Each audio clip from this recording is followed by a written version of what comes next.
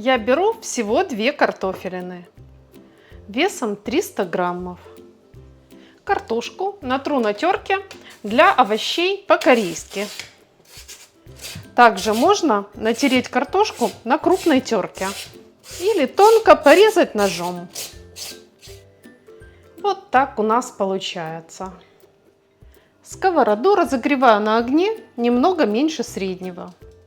Добавляю ложку растительного масла и смазываю ее. Выкладываем в сковороду измельченный картофель. Затем просто прижимаем его вот так вот, уплотняем и придаем круглую форму. Особенно тщательно прижимаем края.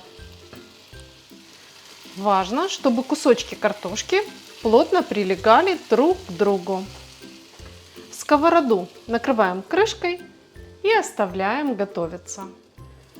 Через 10 минут низ у этой картофельной запеканки зарумянился, а сверху картошка мягкая, она почти готова. Эту картофельную лепешку нужно перевернуть при помощи широкой лопатки или обычной тарелки.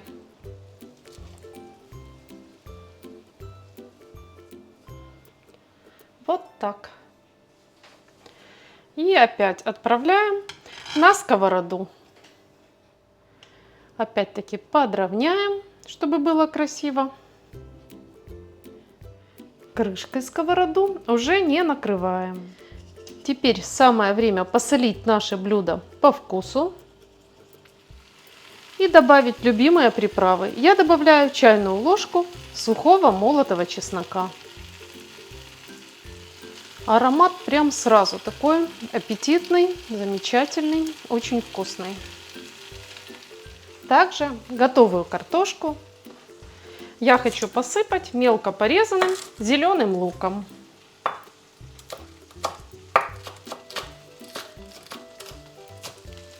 Ну вот, аппетитная картошечка зарумянилась снизу. Все готово.